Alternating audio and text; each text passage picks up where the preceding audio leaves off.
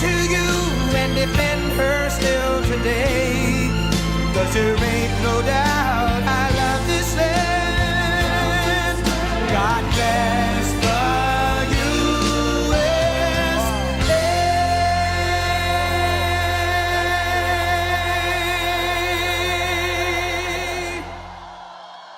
Thank you. This is a big crowd. That's a lot of people. That's a lot of people. Let's see here. Early in the day.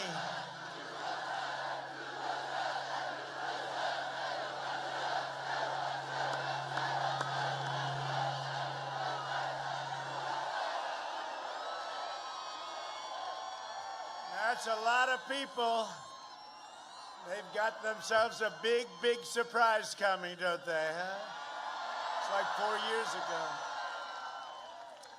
Except now we've done it all, so now you know. You know, before I'd come and I'd say, we're going to this, we're going to give you tax cuts, we're going to rebuild your military, we're going to give you regulation cuts, the biggest in history. But now we've done it all, so now you know it's not just talk. The others all talk, no action. This is not talk. We've done it. We've done so much. Hello, Pennsylvania. 8 days from now, we are going to win the Commonwealth of Pennsylvania, and we are going to win 4 more great years in the White House.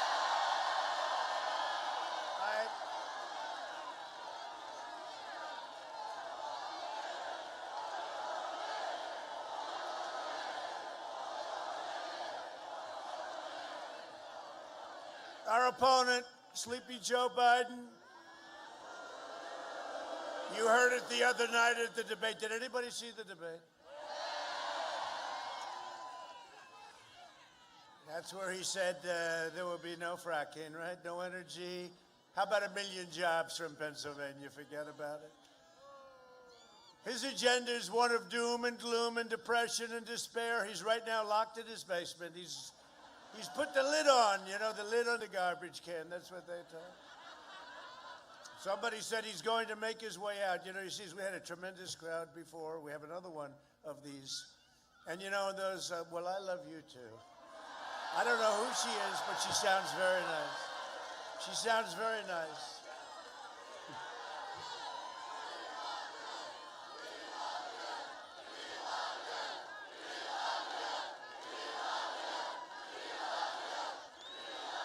Thank you very much. Thank you very much. No, he saw what went on 2 hours ago at another location in Pennsylvania. And he said, we better get out. I don't think he said it. His people said, his handlers, they said, listen, Sleepy Joe, we got to get you out of the basement.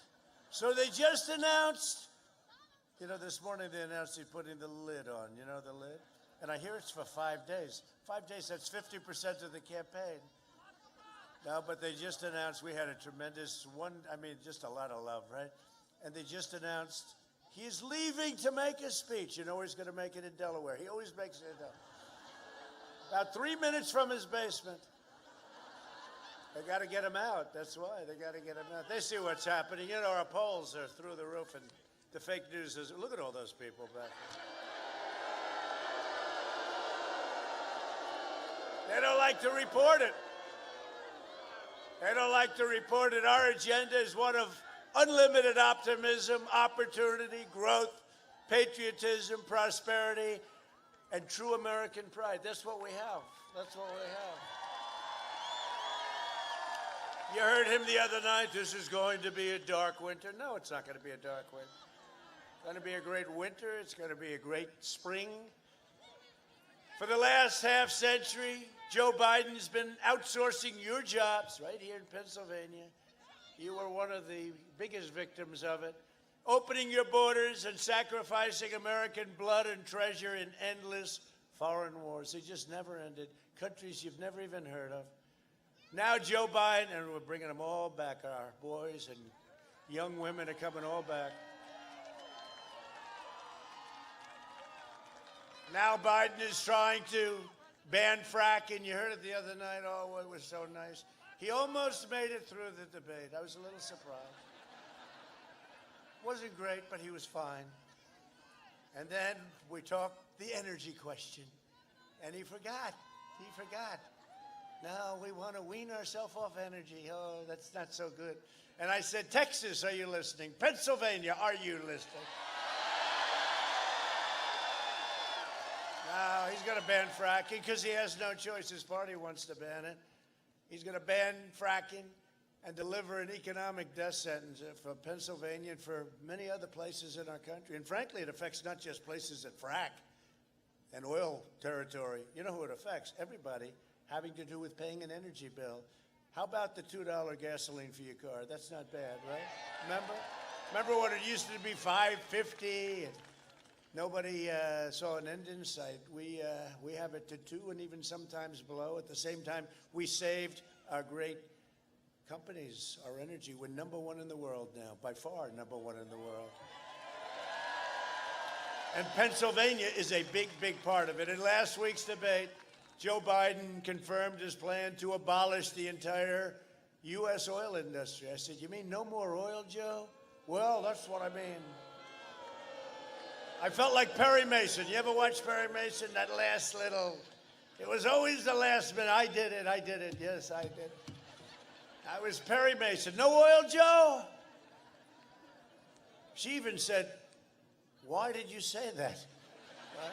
Kristen, who was very good. Actually, I thought she was good. A lot of people thought she was tough. I thought she was very good. I thought she was good. I mean, considering that it was sort of supposed to be 2-on-1 from day one, right? But we've had that from the beginning, haven't we, huh? And here we are. Here we are. No, I thought she was good. But she said that, right? She said, why did you say that? Why? And that's when he really got into trouble. That means no fracking, no natural gas, no jobs, no energy for Pennsylvania families. He will eradicate your energy and send Pennsylvania into a crippling depression, and that's what you'll have. If this guy gets in with the biggest tax cuts, look, I gave you the biggest tax cuts in history. He wants to give you the biggest tax increase in history. He wants to raise your taxes by the most ever. Think of this. All my life I've been watching politicians. We will give you a tax cut. We will cut your taxes. We will cut them. We will cut them. This guy is running against me. We will raise your taxes. Who the hell ever heard of that? I never heard of it. This could only happen to me. And then you have Biden's running mate. How about her? Kamala. She's considered America's by far most liberal senator. She's more liberal than Crazy Bernie. Can you believe it? Even sponsored the $100 trillion Green New Deal, which will destroy our country. Totally destroy. No planes, no cars, no cows, right? No cows. Cows are next. They took it out, but only temporarily. They don't like cattle of any kind. And it's a plan for economic suicide, $100 trillion. If our country did great every year for 100 years, we'd lose a fortune at $100 trillion. You couldn't make that much, no matter how well we did, if everything was going on all 12 cylinders. 100, made up by AOC plus 3, a great student of the environment. I don't think she ever took an environmental course in college. She did go to college, right? But I don't, AOC plus 3, I heard she was very upset that I was calling her AOC plus 3. 3 years her friends, her 3 friends that know less than she knows. Joe Biden is a diehard globalist who wiped out your steel mills, closed down your factories, killed your coal jobs, outsourced your industries, and supported every horrible, terrible, ridiculous trade deal for over a half a century. Think of it, 47 years plus. He was a cheerleader for NAFTA, the worst trade deal ever made. And I ended it. Remember, I used to say, we're going to end it, and everyone smiled. They said, hey, look, give it a shot. I got it done. Nobody thought I could get that done.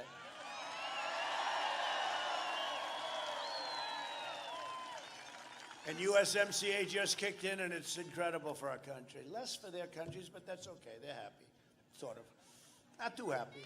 He enthusiastically voted for China's entry into the World Trade Organization. That was the beginning of the China rise. That was a disaster. They were flatlined for years and years, and then, boom. Thank you very much, Joe. I appreciate it, Joe. Joe and others. Decimating your manufacturing and enriching China at your expense. You know that. You know that China is considered a third world country, and for purposes of that, it's considered a developing country. So they have all sorts of advantages over us in this horrible, horrible World Trade Organization. But we just won a $7.5 billion lawsuit because they know I'll pull so fast out of that mess. That is such an unfair deal. And all of a sudden we're winning, cases. $7.5 billion.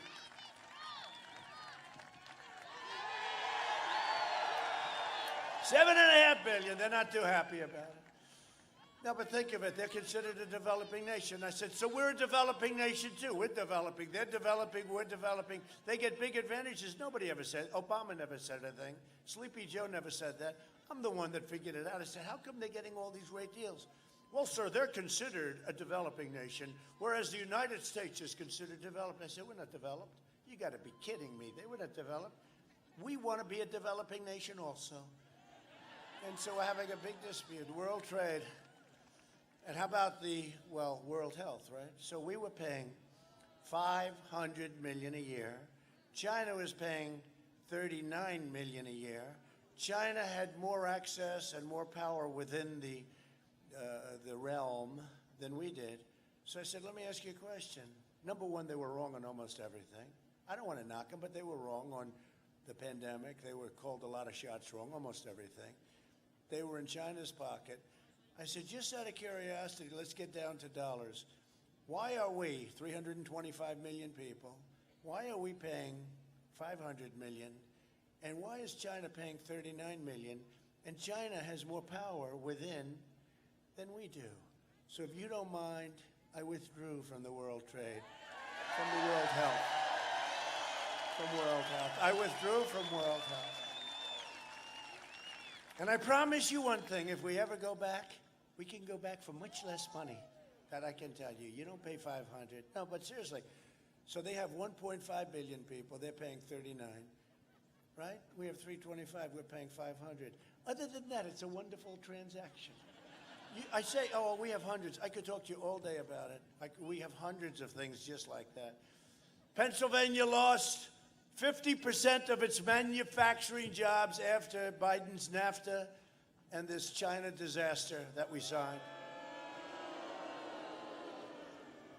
A decade after decade, vote after vote, Biden betrayed Pennsylvania. He betrayed our country through sheer stupidity. Even his Secretary of State, who was also Secretary of Defense, said he never made the right decision on foreign events, on foreign deals, on foreign anything. He never made the right decision on economics. The guy doesn't know what the hell he's doing. Do you finally understand this? He repeatedly tried to cut Social Security and Medicare, you know? I think we have. It costs a hell of a lot of money. We're only doing this for very important groups. See that screen up there? It costs a lot of money. Look at these cranes over there holding up the flags. I wonder. I hope they're being donated by the crane company for the good publicity they're going to get, but that's a lot of power holding up the flags. But you know what? Our flag deserves a lot of power, doesn't it?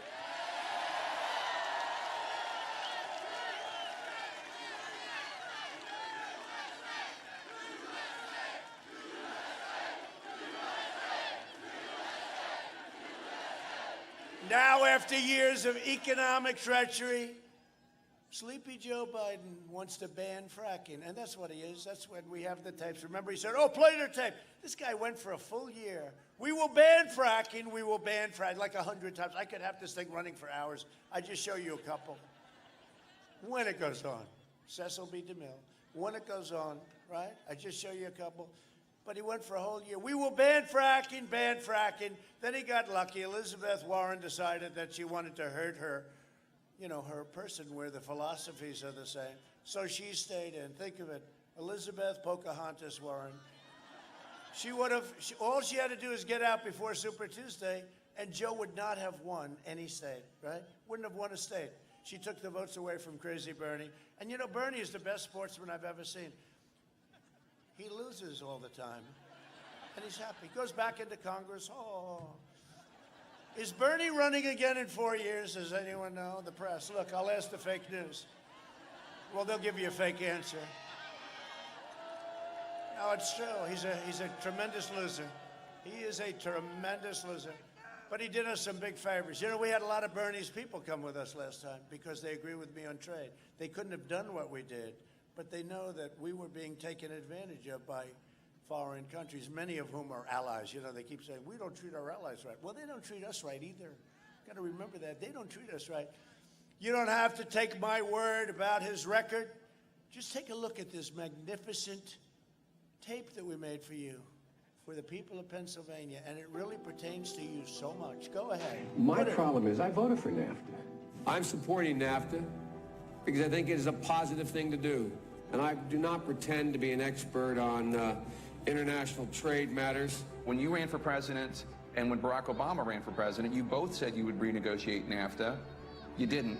Trade agreements like NAFTA and permanent normal trade relations with China, which forced American workers to compete against people who are making pennies an hour, has resulted in the loss of 160,000 jobs. The president is absolutely right when he says that China has been cheating for 25 years and that Bill Clinton didn't do enough about it, George W. Bush didn't do enough about it, Barack Obama didn't do enough about it. How exactly are you going to negotiate that?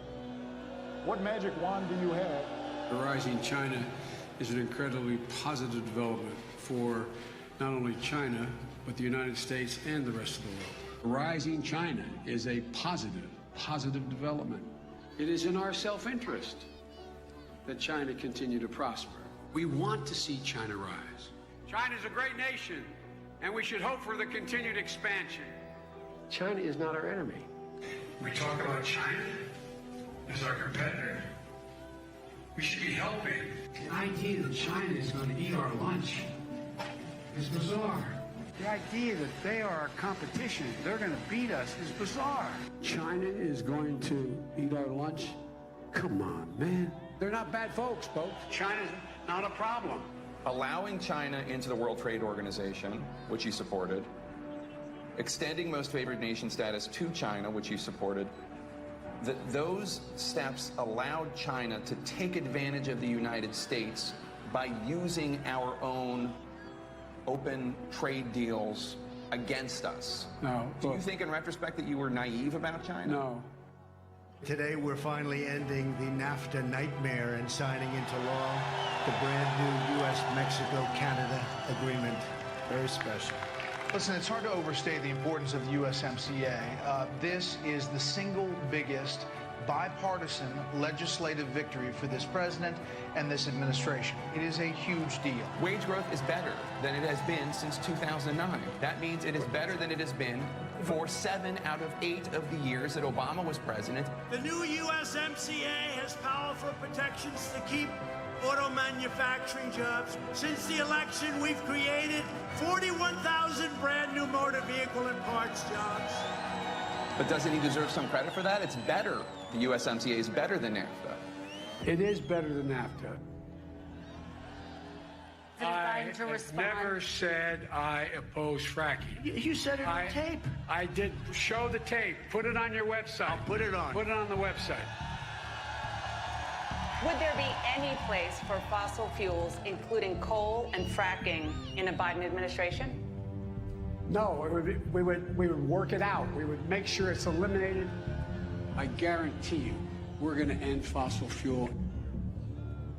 No more, no new fracking. I'd gradually move away from fracking. And I think it's critically important on day one that we end any fossil fuel leases on public lands.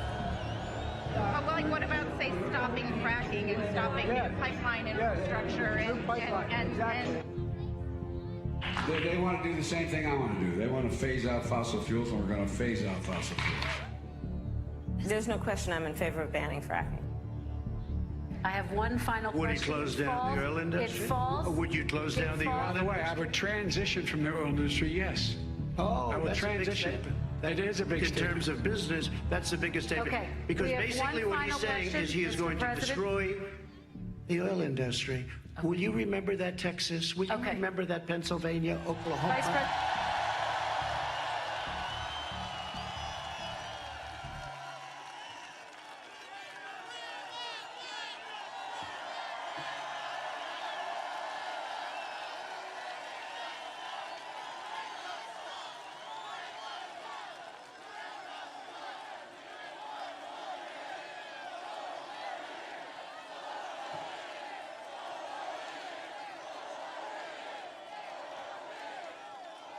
Goodbye, Pennsylvania. Thank you very much.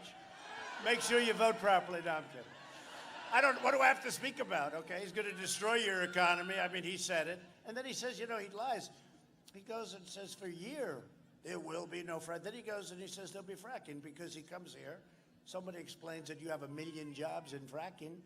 And he goes, oh, I didn't know that. Oh, well, I never said that. For a year. He said it many, many times. We only put 4 or 5 versions of it up. We could have had him, we could have kept you here all day. And by the way, Barack Hussein Obama showed up too. You know how many people he's drawing at these rallies? Like he's drawing flies. 20, 30, 40. Not quite this crowd. Oh, did you see the other day? You see the other day, Mr. Congressman, a great congressman?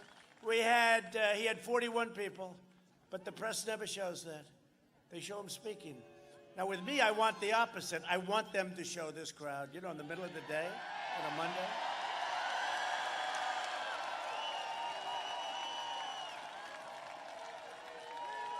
On a beautiful, raining, I mean, it's amazing, right? Middle of the day. It's incredible. No, here's 41 people. They had 22 people. And he gets up, and then they say, oh, he's so rhetorically good. I never thought he was a good speaker, personally. I really never did. Then they say, he's so handsome. He's so handsome. Oh, okay. All right. But they don't want to show, you know what they don't want to show? They don't want to show his crowd. They don't want to show the crowd. And you know what? They don't want to show this crowd for the exact opposite reason. Because this is amazing. And you know what, honestly? No matter where we go, Wisconsin, Ohio, North Carolina, we have crowds. Nobody's ever seen crowds. In the history of politics, and I say it knowing that, oh, they'll change it. In the history of politics, and you know, we have Pennsylvania Dutch.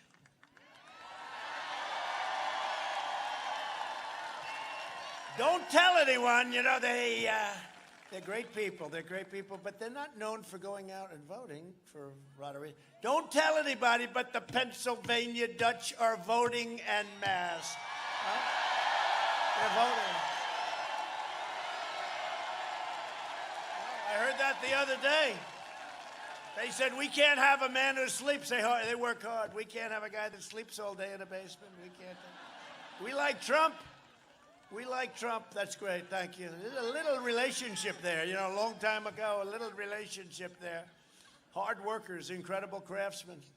You've done work for me over the years. I'll tell you, they can throw up a barn in about 2 days. They can throw it up, and they use the wooden cogs. They don't use screws because they want to make everything themselves, right? And that is the most beautiful place. Really, you do great work. Thank you very much. We appreciate it. In 2016, Pennsylvania voted to fire this corrupt far-left political establishment, and you elected an outsider as president who is finally putting America first, okay? With your vote, we will continue to fight for American workers. Nobody's ever fought harder. Lower drug prices. I instituted a favored nations clause. The drug companies do not like me. You're going to have a 60, 70, 80% drop in drugs. You know, last year was the first year in 52 years that drug prices went down. They went down very little, but they went down 52 years. But that's the peanut stuff. The big stuff is favored nations. They are not happy. Big Pharma, most powerful, you know, lobbyists. They spend money like it's water. They are spending more money on me right now than Sleepy Joe in commercials, Big Pharma, because we pay the highest prices in the world. And I said, I want a favored nations where we match now the lowest country in the world. So we go from the highest to the lowest because I instituted something that nobody thought anybody would ever do.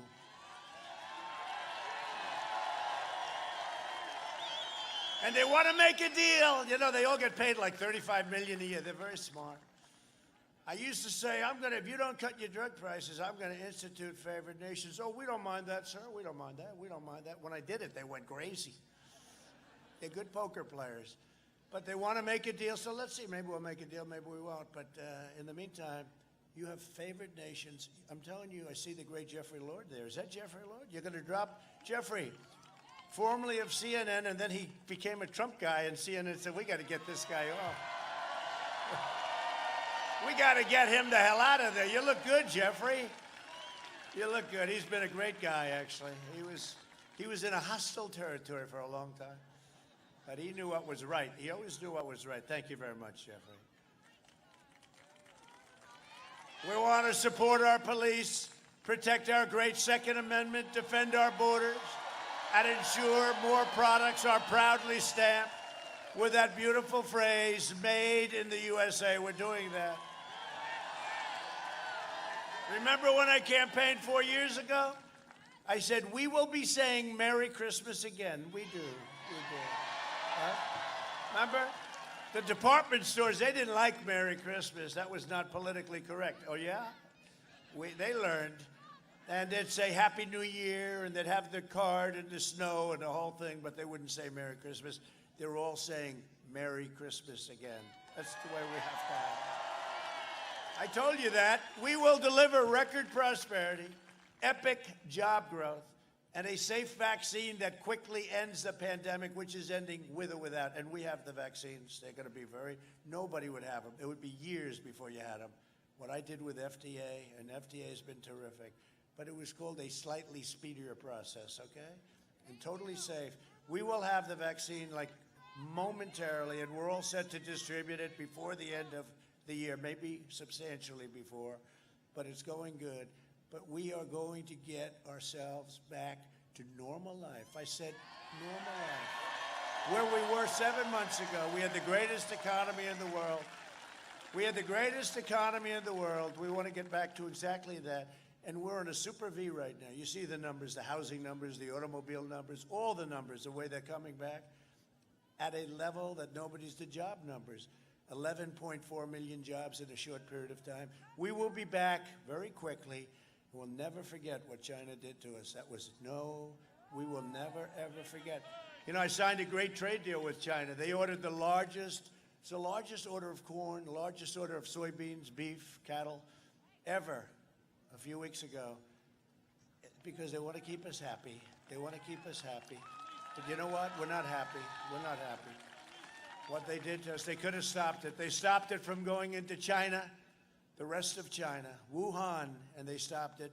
But they didn't stop it from going out to the world, and that includes us in Europe and every other place, 188 countries. They didn't.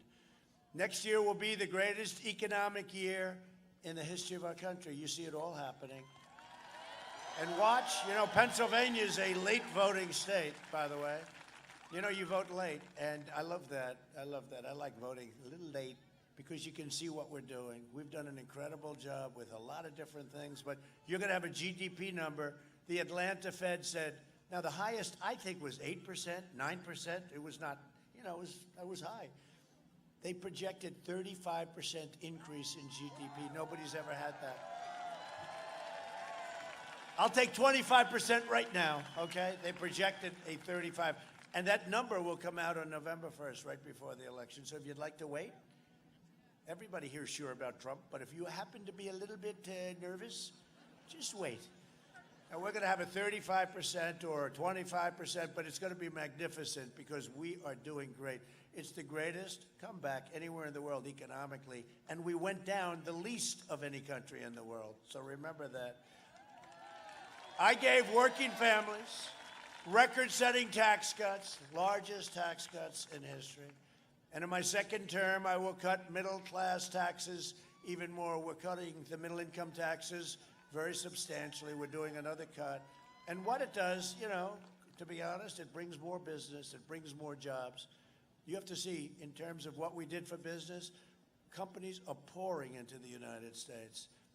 Joe wants to take all of the regulations that we took off, 20 years to build a highway with environmental and all, 20 years. No, they want to take them and they want to put them all back.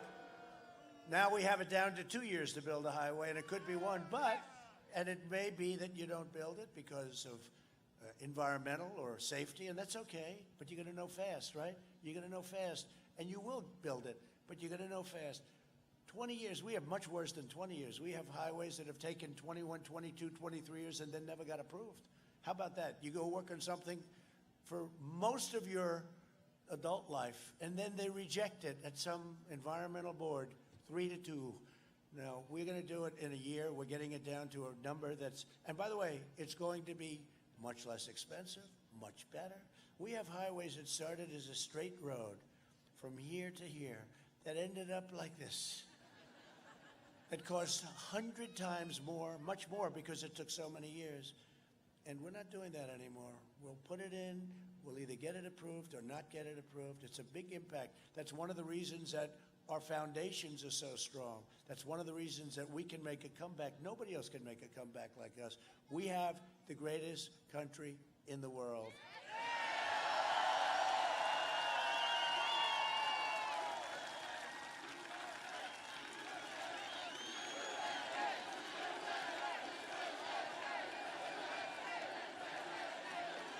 Thank you. Thank you. So we gave you the biggest tax cut in history by far, and Biden is proposing the biggest tax hike in history, okay? That will lead to a depression like you've never seen. This is a terrible thing. By the way, this is the most important election in the history of our country. Remember that. Because you have a radical left movement that wants to make us a large-scale, very large-scale version of Venezuela or so many other countries with the same philosophy.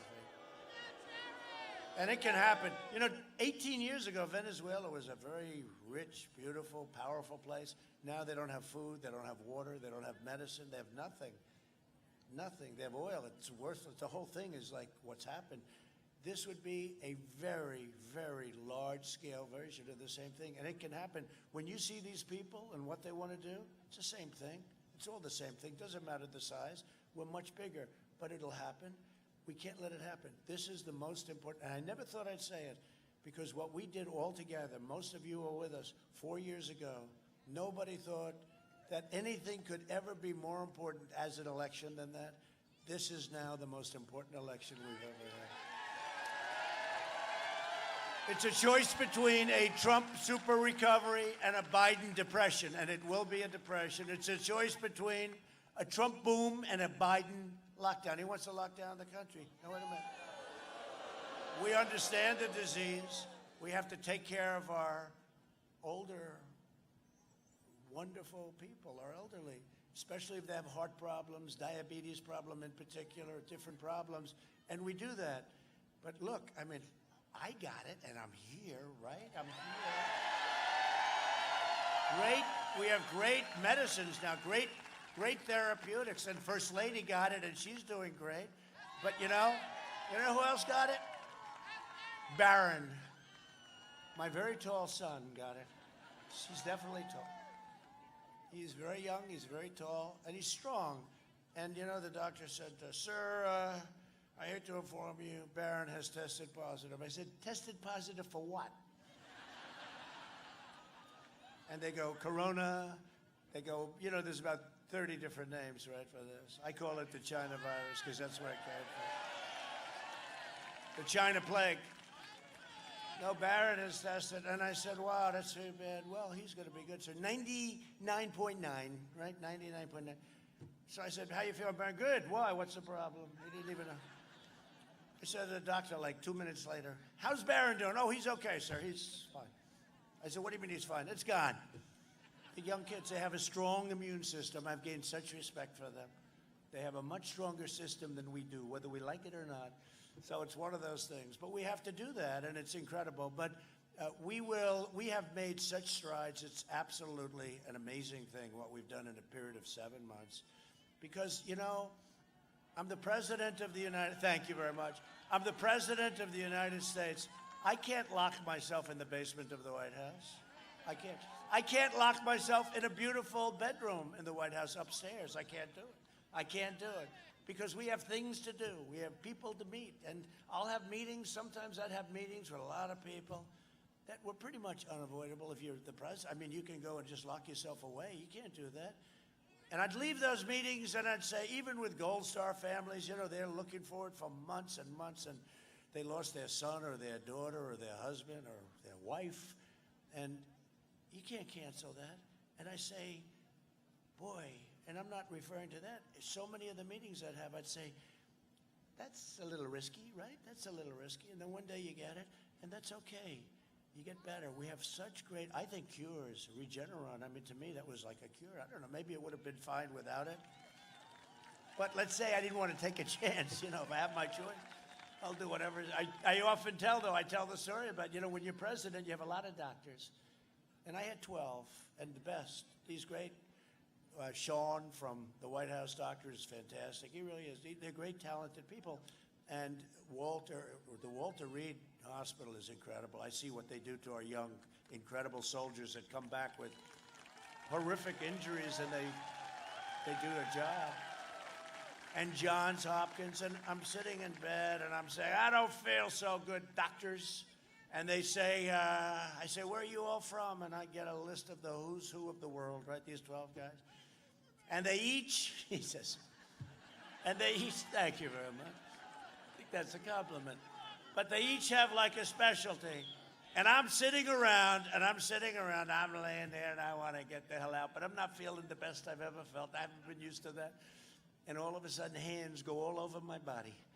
I got these 12 guys, they examine every part of your body, you wouldn't believe it. I said, get the hell out of here, I want to get out of here. But I took Regeneron, and the next morning I felt like Superman. I felt, boom, boom. I said, I got to get back. I got to get back. You don't want a president that's laying in the hospital saying, oh, we got to get back, right? And people get back, 99.9. I mean, and this state has to open up. This state. The Commonwealth of Pennsylvania, you got to get it open. You have a governor who, by the way, has made it. A governor named Wolf. I'll remember. On my last site, he got them to close it up. We've had a lot of problems getting sites. They believe in freedom of speech, of course, but we've had a lot of problems with this guy. Because, in the last one, we had to move around different sites. He was watching. They don't want us to speak. And this is the guy who's in charge of ballots, right, in this state.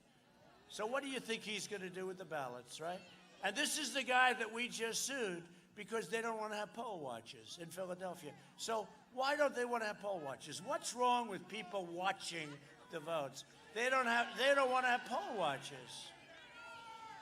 If Joe Biden and the Democrat socialists are elected, they will delay the vaccine, delay the therapies, prolong the pandemic, and close your schools and shut down your country. I hate to say it, you are shut down anyway, Pennsylvania. Pennsylvania, you're going to have to either get a new governor or he's going to have to open it up. Don't worry. On November 4th, he will announce, we have decided to open up Pennsylvania. No, that's true. I had the same thing in Michigan. We actually sued Michigan, and the Constitution, they opened it up. They said it's unconstitutional what she was doing. She was running it like a prison camp, except for one person. Who was it? Her husband. Her husband gets caught going out boating and all sorts of stuff. He was the only one that was allowed to do whatever he wanted. But no, she ran it it was terrible what was happening in Michigan. And by the way, we're up in Michigan. We're leading. I have here. And the only reason I'm doing this, remember I used to do it all the time 4 years ago. I got to start doing it again because they give you fake poll numbers. So Rasmussen, which was very accurate, great poll, had us at 53 and 52. We're at 52%. History says that at 52% you don't lose, right? We're at 52%. They don't want to report it. Any poll that comes out positive, they don't put it on. I've been told by pollsters, why don't you get it out? It's a great poll. Sir, we do get it out. They will not report it. These people are the most dishonest people. So, ready? Different polls. We're leading in Nevada. We're leading big in Texas. You don't hear that. We're leading big in Ohio. Remember, you must win Ohio. In fact, I hear they left Ohio. They've given up Ohio. We're leading big in Ohio. Jim Jordan, he's a good guy, right, Jim? Ohio. We're leading by 4 points in Florida. You didn't hear that, did you? We're leading by infinity in Utah and West Virginia. We're leading by, forget it, I won't even.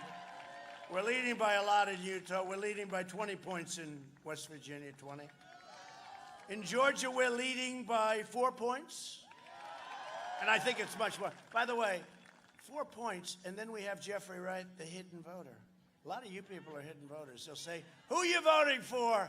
Leave me alone. Just leave me alone. That's what happened. Remember, they thought that I lost because the exit polls. And people would ask about, you know, they're coming up. Most in history, by the way, the most in history. They'd leave the poll. They voted 4 years ago. And they'd say, who did you vote for? You know, these arrogant, stupid people. Who did you vote for? It's none of your business. So they'd mark it a blank. And then another one, who did you vote for? Some of them would say, I voted for Hillary Clinton. Is that okay? And they did. They voted for me. They said, I voted for crooked Hillary Clinton. Okay, is that all right? So they'd say, okay, Hillary Clinton. Who did you vote for? None of your business. There's another word. There's another 2 words that are much more effective. Who did you vote for? Mm-mm. But I won't say it if I do that. The campaign is over. Right? She's saying, don't say it, please, sir. I promise. And I've learned. We can't even kid. With these guys, we can't kid. It's a lot of them, though. There are a lot of them on a rainy day in Pennsylvania, middle of the day. So what happened is I was told, a number of people called, sir, I'm sorry to tell you that it's looking very, very bad. Oh, wow. Why? And I had gotten home from Michigan, made a speech at 1 o'clock in the morning it started, so it's election day, with 32,000 people. And she had made a speech, prime time, 7 o'clock, and she had 500. I said, why are we going to lose Michigan? Hadn't been won in decades by a Republican. I said, I think we're going to win. But anyway, we get back, and we did. You know, we won Michigan. We're leading Michigan again, by the way, according to this. We're leading a lot of places that they don't talk about. They don't want to talk about it. You know, it's suppression. They want to convince you. They want to depress you. They want to suppress you. They want you to think, gee, let's not vote. We love our president, but let's not vote because he's not going to win. Well, they tried that last time, and it didn't work. And it's going to work even. I mean, our numbers are much better this time than last time. So you're going to, but you got to vote. I almost hate to tell you because you'll say, oh, now I don't have to vote. He's winning, right? Now you got to go out and vote. But I'll never forget that evening where I was told, sir, no, sir, I'm sorry, but not looking good. Because they took all those people, which was like 42%, that said it's none of your business, essentially, in different forms, and they didn't count them. And they didn't realize that every one of those people that said that was our people. And then all of a sudden I get a call like an hour and a half later from a real pro who's with me right backstage, Bill. And he goes, sir, these are great numbers. Sir, you're going to win Florida. Sir, you're going to win North Carolina. Sir, you're going to win Pennsylvania. He's a political pro. And you know, when I got the first call from a great person, but you know, felt badly because we worked so hard. When I got the first call, I went in to see our great First Lady, who's a great person. I said, First Lady, First Lady. I said, First Lady, sometimes referred to as Melania. I said, you know, it's not looking good. It's not looking good, First Lady. We worked hard. And you know, it's funny, I thought it wasn't going to make it, but one thing, unlike Joe, where he goes into a basement, if he loses, and you know, who knows what happens, right? It's called an election. He should be ashamed of himself because he didn't work. And no, seriously, he didn't work. One thing, I did 5, 6, and sometimes 7 of these in one day those last few days. And during the regular time, I do 2 or 3. Today I'm doing 3 of these. Tremendous crowd waiting for us at another part. This is the second one. So when they told me that information, you know, you feel badly, but I didn't feel bad because I left it. You know, the athletes, they say, we left it all in the field. It was all left. And I did 6 or 7 that day, 6 or 7 of these. This is not like talking in front of 10 people, right? There's a lot of people here. And I did them from early in the morning till 1 o'clock in the morning the next day, which was election day. So I didn't feel. But then what happened, so I told the First Lady, I said, not looking good. She said, do you mean we lost? I said, it looks like it. Then I go in about an hour later. First Lady, I got news for you. I think we're going to win. Because they didn't, isn't it sort of an amazing thing? But they didn't say that they had this tremendous record set of numbers. You know, when you leave, people usually say, I voted for this one, that one, I voted. But we had a record set of numbers, Jeffrey. We had a record set where they just said, it's none of your business. We don't want to tell you. And all of them were our votes. And this was the only guy that figured it out. So we had one of the most exciting evenings in the history of this world, let alone this country. It was all over the world. And we're about to go into an evening in 8 days. Can you believe that? We're about to go into an evening that I think is going to have a similar result and maybe even a bigger margin, but a similar result. And the same thing is happening. You know, a good writer, very good writer, a writer on politics, but a lot of things, Byron York, right? Would you rate him good, right? I think he's good. But I saw him this morning and he wrote something that they were asking him who's going to win. He said, I don't know, because they only show these fake polls. He said, I don't know, but I cover this. He's a great political guy, and he said, I go around and I cover this whole thing. And I'm not only talking about the rallies that Trump has, because he sets them up. You know, we have to take the space, and we have to do. We're organically, there are rallies of boats, thousands of boats all over the place, and cars, and tractors, and trucks, thousands and thousands. He said, there's never been anything like this. He said, I've never seen anything like this politically. There's such a spirit like I've never seen. He said, you have these organic, and Trump has nothing to do with them, but they're rallies where truckers get 1,000 trucks. In Iowa, they had like 2,000 tractors on this massive field. He said, I've never seen anything like this, so I can't really tell you, but I have never seen. And how about these rallies? Nobody's ever had rallies like this. You might have a rally like this. You might have a rally like this on the night before the election, right? The night before the election. But you'd never have rallies. These are massive. Every one. Ohio was so big. Ohio, if you would have added up inside and outside, you had at least 50,000 people. Wisconsin, the same kind of a thing. But he said, forget those. I'm talking about where they just organically form. Nothing to do with Trump. And it's an amazing thing, right? It's an amazing thing. It's an amazing. So we have a spirit. We have a spirit and enthusiasm, which is the most important thing. We have a spirit and enthusiasm that's even far greater than 4 years ago. We had a lot. We had a record. But we have much more. Because we've done so much. Nobody, no administration has done in the first 3.5 years what we've done. When you think we've rebuilt our military, we've gotten the big tax cuts, we've gotten the biggest regulation cuts in history. I mean, so many things. Right to try. I'm just thinking, right to try, where you can now, as a patient, you're terminally ill, you couldn't get anything, you'd have to travel all over the world. Most people didn't have money, they'd go home and they'd die. Now we have right to try, where you can get these advanced treatments that haven't been fully approved. You're terminally ill. They're very hard to get. They've been trying to do it for 40 years. What we've done for the vets, 91% approval rate. So there's more enthusiasm now, by far, and we were known as, that was the most enthusiastic anybody has ever seen a political campaign. The deplorables, remember Hillary? The deplorables. I heard that speech. She said a second word, irredeemable, right? She said, the deplorables and the irredeemables. I thought irredeemables was worse, but that one didn't catch on. Little did she know, whoever wrote that speech, I want no part of them. Because the next day, I am a deplorable, I'm a proud deplorable, right? It was the craziest thing. But there has never been a campaign like that. This one has much more enthusiasm. The difference is, before I was a guy who was successful, who was saying, we're going to do this and this and this. But, you know, you're listening, you say, okay.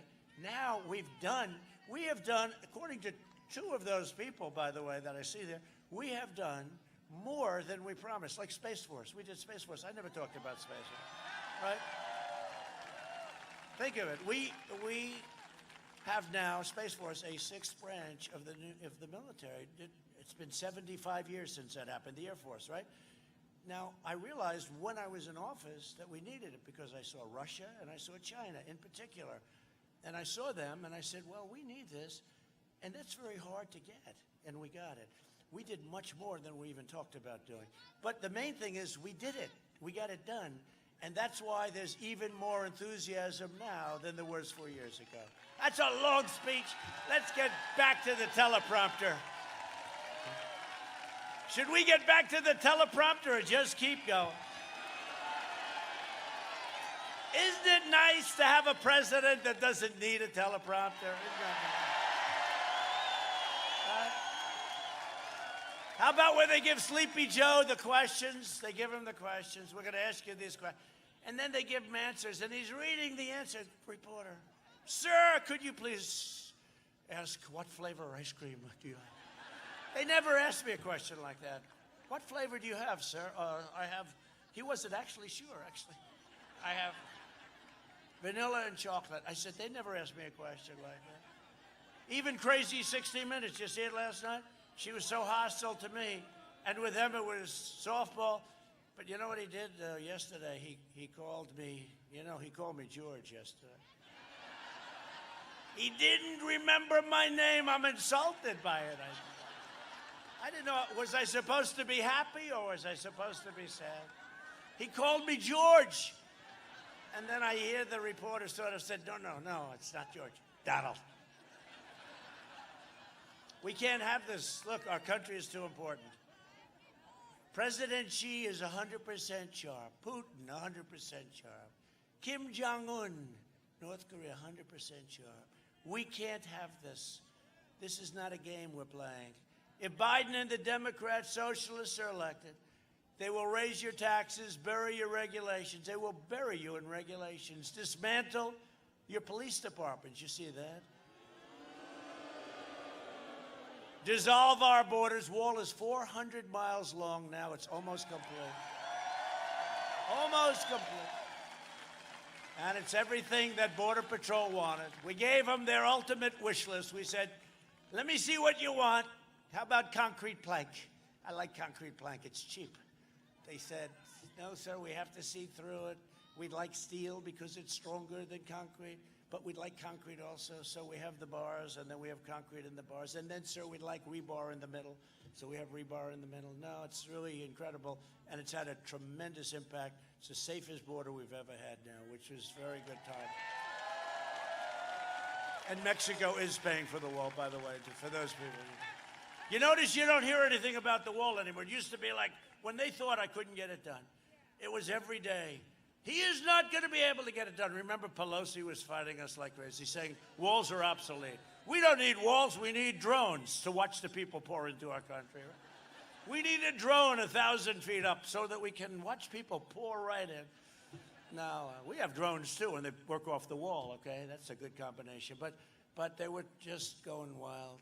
And then once I got the financing and the this and the that, and then I won court cases all over the place, so we started doing 10 miles a day. So we're up to over 400 miles. We'll be finished very soon. But you don't hear about it anymore. They don't talk about the wall anymore.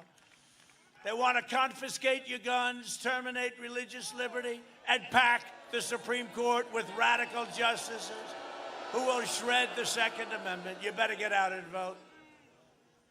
And to defend our God-given freedoms, I nominated Amy Coney Barrett. Right? She's going to be great. She's going to be great. She's going to be there for a long time. She's going to be there for a long time. And they vote on her today, tonight, today. The Democrats are saying, that's a terrible thing. They do the same. First of all, it's not terrible. Justice Ginsburg said, no, he's the president for 4 years. If somebody comes up in the 4th year, what's the difference? She said, of course, she was referring to Clinton or Obama, I guess, right? She perhaps wouldn't have said it if it was me, but she did say it. And that's the way it is. And they would do the same. Can you imagine Schumer crying Chuck saying, we think it's highly unethical to appoint a Supreme Court justice, radical left Supreme Court justice, because it's the 4th year. And we think, therefore, we won't do it. Can you imagine that? They would do it. The only difference is they do it faster than we did it. Okay? Joe Biden has made a corrupt bargain in exchange for his party's nomination. He has handed control of his party over to the socialists, Marxists, and left-wing extremists. And if Biden wins, the flag-burning radicals on the streets will be running your government, just like in Portland. We want to go in. You know, we stopped them in Minnesota, Minneapolis, we stopped them. Wasn't that a beautiful sight? We should have been allowed to do it a lot sooner. In Seattle, you know, we let them know we're coming in. And the following, like 2 hours later, they walked away. We were all set to go in. I was sort of unhappy that they left. They took over a big chunk of Seattle, remember that? But we let them after a while, you know, because the state is supposed to ask us in. They weren't going to. But we told them, I'm sorry. Where's Hunter? Where is Hunter? He's trying to make a deal with a foreign country to pay him $10 million. Where's Hunter? Remember the T-shirt, Where's Hunter? I was right. Thank you very much for that. Where's Hunter? This can only happen in Pennsylvania, right? I was here for school.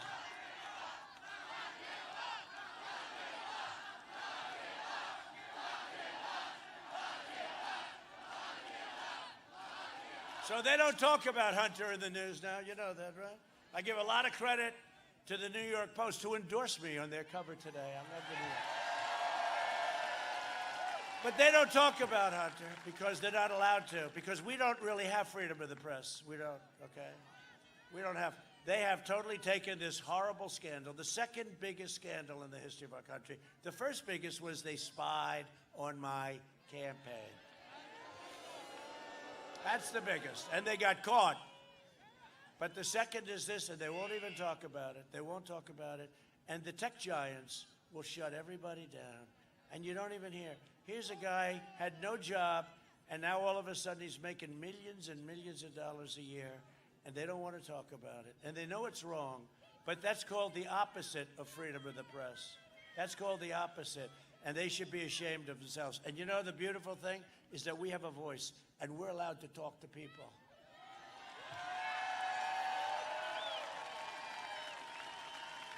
Lots of people. And two of those red lights just went off. No, they're suppressing. You talk about suppression. They're suppressing something I've never seen. Honestly, nobody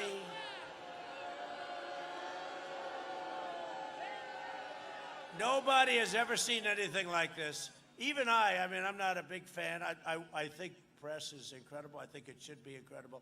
It's got such potential to be incredible. It would be so good for our country. But even me, I never heard of anything like what's going on, where you're not even allowed to write. New York Times, I don't know if they've ever written a story about it. Washington Post, they totally don't write. Here's a guy who stole tens of millions. He had no energy experience, zero. He knew less than this very young woman up here. Do you know anything about energy? Because if you do, you know more than him. No. He had no experience whatsoever. He was dismissed very unceremonially. Look, he was, well, whatever you want to call it. It was a very sad, it was a sad dismissal. So he gets out of the military, got no job, nothing, and his father becomes vice president, and he gets a job on Burisma, right? And it's a very, got questionable reputation place. It's an energy company, gets $183,000 a month, plus they say $3 million up front to be on the board of a company. Nobody gets that. So he's on the board of Burisma. He then goes and he gets think of this, $3.5 million from the wife of the mayor of Moscow. He gets $3.5 million. Then he goes to China. He's like a human vacuum cleaner. He follows his father. Then he goes to China, gets $1.5 billion to manage, even though he's never heard of managing money, knows nothing about it, and gets millions of dollars in fees. And then he goes for the big quinella, but that's where it sort of ended. He asked China to pay him $10 million a year because he wants to do introductions. It was an introductory fee, $10 million a year, and I think that's probably at some place where they got caught. But this is pure corruption, and Joe got a piece of it because they said 10% goes to the big guy. Now, unless they have another big guy, he's not a big guy to me. He doesn't look too big. He looks like a big guy. No, he doesn't look like a big guy. But 10% goes to the big guy. He had another one where 50%. and they consider that off limits. You can't. Can you imagine if that were me or my kids? I mean, it would be the biggest scandal. It's a disgrace. And what they do is they shut it down. They will not write anything about it. I never thought a thing like that could happen. I never thought it could happen. It's, in a way, it's a bigger story than the corruption of Biden itself. Joe Biden took 5 days off before the debate because he wanted to practice, and he still lost, like, by a lot. You don't want a president who takes 5 days off to study for a debate. I mean, you do it every day. What are you supposed to study for, really, when you think about it? And now he's taken at least another 4 or 5 days off. But no, but I did hear, the breaking news today was he's going to make the speech, as I told you. I want to go hear it. It's so exciting. So exciting. When you're a president, you can't take a day off. You got to work. You got to work. You got to work really hard. For the American people, you got to work.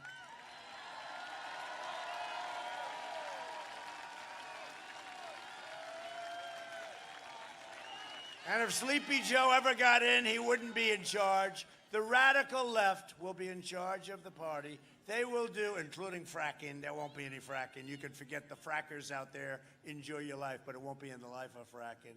That's all over the country, not just in Pennsylvania, because it will be run by the radical left and the Green New Deal, which I thought at first was a hoax. I thought it was like the Russia hoax, okay? I thought it was a hoax. And it wasn't. I don't think they believe it. It's so crazy. $100 trillion. This election day, the people of Pennsylvania must stop the anti-American radicals by delivering Joe Biden and the far-left Democrats a thundering defeat at the ballot box. At the ballot box. Gotta do it. Whether you like hearing it or not, Joe Biden is a corrupt politician. He's a corrupt politician. You don't do that. You don't do that with these countries. We could do it. Would be so easy. It's like they raise all this money, $300 million, and they're saying, oh, Trump is being outraised. I would be the greatest fundraiser. All I have to do is call all the Wall Street guys, call all the guys, call all everybody. I would get 5, 10, 15, 20, 25 million every time I made a phone call. But you know what? I could never basically deal with those companies properly again. So I don't do it. And we don't need the money. We got a lot of money for this stuff. We got another 8 days to go. They had like $200 million. A lot of it's small money. You know, $61 average, small money. That's never happened to a Republican before. But this way you don't have to sell your soul. When somebody gives you a lot of money, it's, you know, not to say quid pro quo. I'm sure Joe would never do a thing like that, you know? But the fact is he's making deals. He's making deals. I could do it much easier because I'm much better at it if I wanted to be. And think of it. I'm the president of the United States calling the head of Goldman Sachs. Goldman Sachs! Listen, who I know them all. I want you to give me $25 million. I'm running the campaign. Please give me $25 million. They never report this stuff. And they would say, where do we send the check? And we can have it there in 1 hour, sir. But I don't want to do that because I'm compromised. Once you do that, you're compromised. They're compromised. They're compromised. The Democrats want to destroy your energy jobs in Pennsylvania while they're collecting for families. But in Joe's case, all of this money that we talked about on boards and everything else, it's a terrible thing. Foreign companies. He wants to send your jobs to China while his family rakes in millions of dollars from the Chinese Communist Party. That's what it is. I gave up a fortune to run for president, which is true. I lost a fortune on this deal. I lost, like billions between what I lose and what I didn't make. I lost a hell of a lot of money. And you know what? It's the greatest decision I've ever made because we are doing things that nobody else has ever been able to do. We're helping a lot of people. We're helping a lot of people. Joe Biden made a fortune by serving you as vice president. He made a fortune. Biden will sell the Oval Office just like he sold the vice presidency. The corruption, she said he already has. Yeah, in advance, that's right. The corruption of politicians like Biden, and it is corruption, is exactly why I ran for president. I ran for trade. I hated the trade deals. I saw that years ago in Michigan. They gave me the Man of the Year award. I said, why are you allowing them to take all of your car companies and moving them to Mexico and Canada? 32% of our companies were taken out. I said, why are you doing that? So it was for a lot of reasons, this one, but it was also for trade. The trade was so crazy, and now the trade is really good. Biden is the candidate of big media, big tech, big donors. I mean, you think about it. Here I am. Here I stand, right? I am with you. I stand here. Here's who I have against me: the Democrat Party, the rhinos from the Republican Party. I call them the stupid people. They're the stupid. Most of whom I beat because, you know, they all represented one of the candidates in the Republican Party. Then they went sour. I guess I beat them really badly. They've never forgotten. But the rhinos, big tech, I have everybody against. I have rhinos, big tech. I have very bad Republicans. Actually, sometimes the bad Republicans are worse than the Democrats. I really mean it. And we have big tech. And I stand here by myself. And I say, I am the only thing between you and chaos. I am the only thing between you and your Second Amendment. I am the only thing between you and pro-life. I'm the only thing. I'm the only thing. I'm by myself. I'm all by myself. Now, we have some good Republicans, but we have some Republicans that also go. It's a strange thing, right? How some of them, they just go off the track.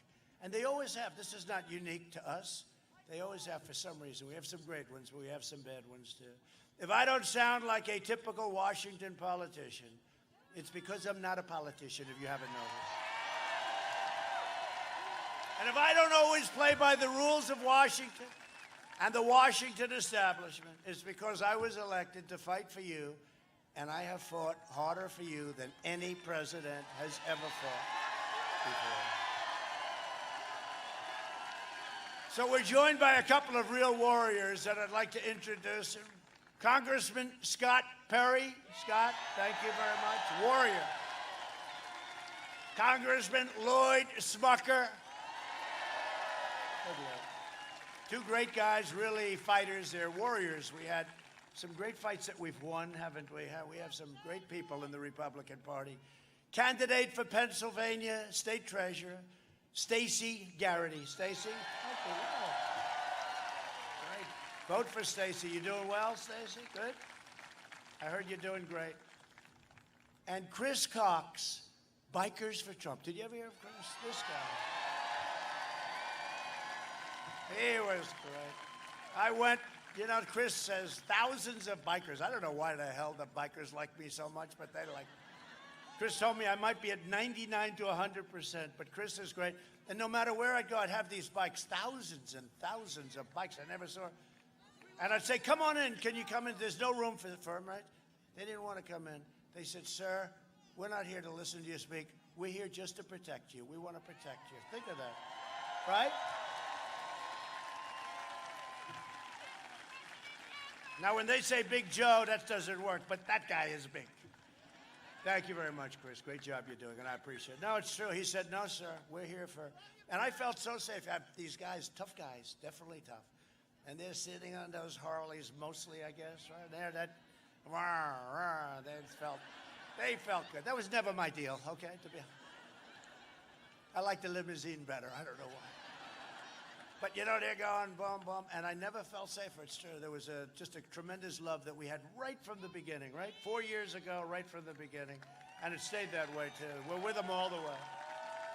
We built the greatest economy in history, and now we're doing it again. We increased middle-class family income over $6,000, more than 5 times the gains in all 8 years under the previous administration. African-American unemployment, Hispanic-American unemployment, Asian-American unemployment, unemployment for young people that didn't have a high school education. They didn't have a diploma. They had a diploma. They had a diploma from MIT where they were first in their class. It didn't make any difference. Women did so great. Women did great. They all reached the lowest levels ever recorded. Since April, we created a record 11.4 million jobs. And under my leadership, we achieved the most secure border in U.S. history. That's beautiful. Walls help. Walls work, don't they, huh? Remember? They said the wall is obsolete. I said, no, a wall's not obsolete, and a wheel is not obsolete. Everything else is obsolete. My opponent's insane immigration plan would eliminate U.S. borders by implementing nationwide catch and release. And I actually heard he said, we want to take down the wall. Do you believe this? Take down the wall. We will never let that happen. We got to win this election. This is the most important. We got to win this election.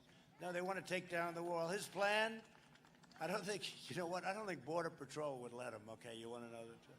I think Border Patrol would say, Mr. President, we're not letting you get anywhere near this wall, Mr. President. His plan would also make every community into a sanctuary city for violent criminals. The Biden-Harris, how do you like Harris? Oh. The Biden-Harris plan would also increase refugees 700%. This was the manifesto that was agreed to with Crazy Bernie and Biden, right? So Biden and Crazy Bernie agreed to we call it the manifesto. 700% increase. The most dangerous places in the world they would come in, 700%. I have a ban. I was criticized for the ban. I said, no, if a country hates us and if their people hate us, and if they want to do bad things to us, we're going to have a ban. Everybody criticized me, but I won in the United States Supreme Court. And now we don't let them in. If it's okay by the great people of Pennsylvania, we don't let them into our country.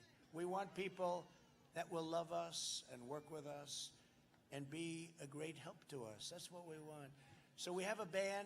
It was very controversial when I put it in, but it's not so controversial. All you have to do is look what happened the other day in Paris, and you'll see that it's not so controversial anymore. People are very happy that we have it, and we keep a lot of very bad people out of our country. And nobody else would do that. Nobody else would do that, Chris. I guarantee you that. Nobody else would do it. They pledged to terminate all national security travel bans. They want to end the ban. Opening the floodgates to radical Islamic terrorism. No, thank you. I'm keeping the terrorists, jihadists, and violent extremists, those terrible extremists, the hell out of our country, if that's okay. We invested $2.5 trillion in the U.S. military. By the way, all made in the USA. We have the greatest equipment, the greatest missiles. We have the greatest rockets. We have the greatest jet fighter planes, F-35. We have the greatest equipment anywhere in the world. Our nuclear arsenal is totally rebuilt or new. Hope to God we never have to use any of this equipment. Just hope we never have to. By having it, it's less likely we'll have to use it. Sort of, that's the way it is. That's the way it is. But we have the greatest. When I came in, a highly overrated general, one of the most highly overrated generals there are, said, sir, we don't have any ammunition. Because we could have had a conflict, as you remember, at the beginning. He said, sir, we don't have any ammunition. I said, no president should ever hear that again. And now we have so much ammunition, you won't believe how much ammunition. We also passed VA choice and VA accountability. Everyone said impossible to get it done. And exactly 1 year ago today, we killed the leader of ISIS, al-Baghdadi. And we took out the world's top terrorist. Soleimani is dead. Soleimani is dead. Killed a lot of people, Soleimani. I withdrew from the last administration's disastrous Iran nuclear deal, $150 billion, $1.8 billion in cash. How about that? That's a lot of cash. $1.8 billion, nobody's ever even heard of such a thing. $1.8 billion, 5 plane loads of cash. I recognized the true capital of Israel and opened the American embassy in Jerusalem.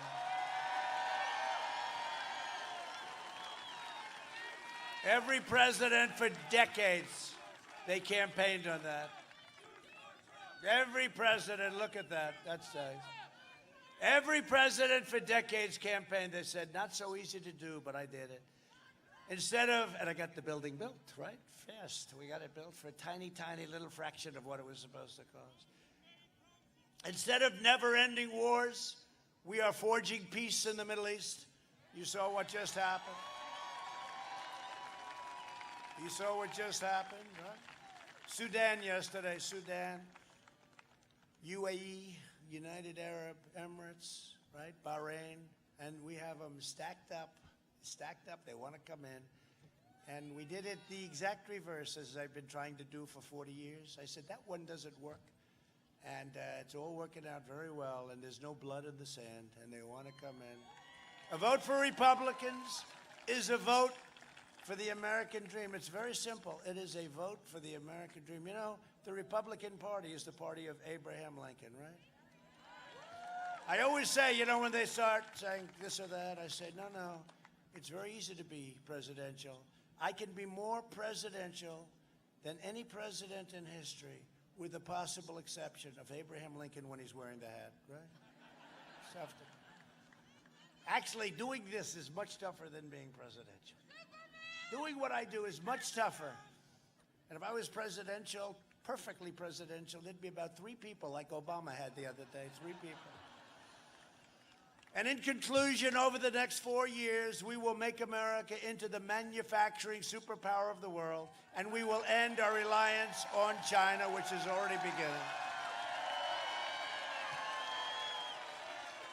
We will hire more police, increase penalties for assaults on law enforcement, and we will ban deadly sanctuary cities.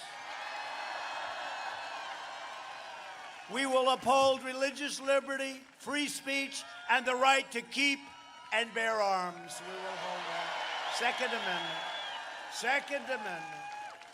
We will end surprise medical billing, require price transparency. The biggest thing is price transparency. You will see, goes into effect, already signed. I've signed it, January 1st. The biggest thing, lower drug prices, as I told you, favored nations clauses, biggest decrease in the history. Why do you see that when that kicks in? And we will always protect patients with pre-existing conditions, always. We will stop the radical indoctrination of our students and restore patriotic education to our schools. We will teach our children to love our country, honor our history, and always respect our great American flag. Always. And we will live by the timeless words of our national motto, "In God we trust." For years, you had a president who apologized for America. Now you have a president who is standing up for America and standing up for the great people of Pennsylvania. I'm standing up. For the last 4 years, you've seen me fight for you, and now I am relying on you to deliver a historic victory for our country, bigger even than 4 years ago. Gotta vote.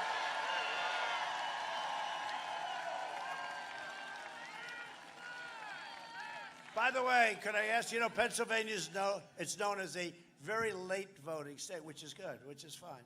Very late voting, like Election Day.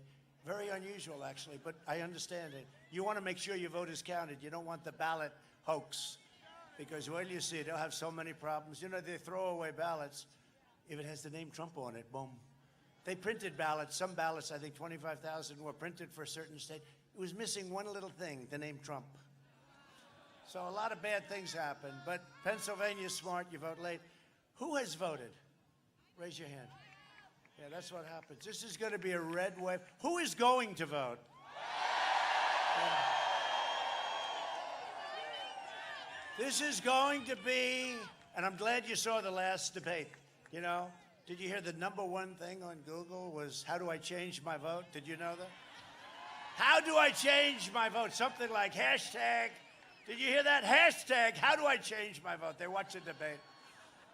I wanted that debate to move way up, you know, because a lot of people voted by this crazy ballot deal. Boy, do you see the mess that thing is going to be in. Well, even your state, they can count them after the election is over. This is a major state.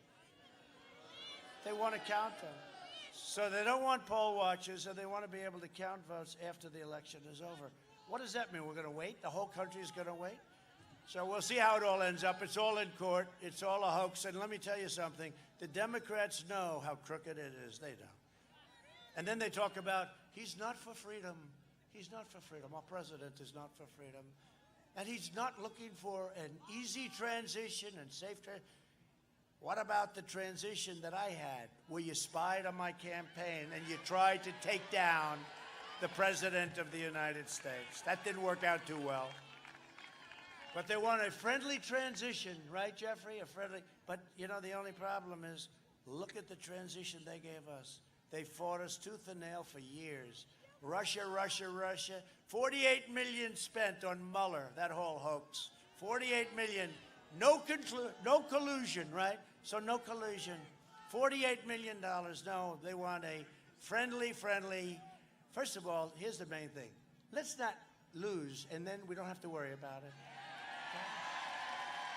Let's just win. We won't lose, so there's nothing to talk about. Let's leave it that way. No, we want everything to be done properly, and we want it to be done absolutely by the book, and we want to go absolutely by our great Constitution. But you know what? When they start talking about this friendly, wonderful transition, and then you see what they put us through, it's really very hypocritical, isn't it, huh? On November 3rd, we must finish the job and drain that very deep and very nasty swamp once and for all. So get your friends, get your family, get your neighbors, and get your co-workers, even get your boss. Say, boss, I want to get you out to vote. But get out and vote. Most important election ever. I really believe that. I never thought I'd say it. If you would have told me I was going to say that 2 years ago, 3 years ago, 4 years ago, I would have not believed it. From Erie to Easton, from Pittsburgh to Harrisburg, and from Lebanon to right here in Lancaster. We stand on the shoulders of Pennsylvania patriots who gave their blood, sweat, and tears for this beloved nation. This is the state where founding fathers declared American independence. Think of it, what you did. Think of Pennsylvania. Think of it relative to our country. So much has happened, so many important events. It's where the Army weathered its brutal winter at Valley Forge, where General George Washington, don't worry, we will not be taking down the Washington Monument, please don't worry. Cancel culture. Congressman, there'll be no cancel culture. Now, can you believe that? They do. I mean, they actually had a commission, the D.C. mayor. One of the recommendations is Lincoln, Jefferson, Washington memorials. Let's take them out. And they didn't like Mount Rushmore either, okay? Let's blow it right up now. Not going to happen. No, we stopped it. You know, I signed a document. You play with any of our statues or monuments, 10 years in prison. It's amazing how that stopped. All of a sudden, Jeffrey, it just stopped, right? You don't see it anymore. Where General George Washington led his men on a daring mission across the Delaware, and when our Union was saved by the great heroes of Gettysburg. Gettysburg, think of that, Gettysburg. What a place. Never fight uphill, me boys, right? That was Robert E. Lee said, never fight uphill. He heard they were fighting uphill, but they didn't have cell phones in those days. They tried to get them to stop, but they fought uphill. That didn't work out. Think of that, though, Gettysburg, the history. This is the place where generations of tough, strong Pennsylvania workers mined the coal, worked the railroads, forged the steel that made America into the greatest, most powerful nation in the history of the world, and where we are making it far greater than it ever was. We are making it far greater. This nation will be greater than it ever was, and I so believe that. I so believe that. Proud citizens like you help build this country, and together we are taking back our country. We are returning power to you, the American people. That's what's happening. And they don't like that in Washington. With your help, your devotion, and your drive, we are going to keep on working. We are going to keep on fighting. And we are going to keep on winning, winning, winning.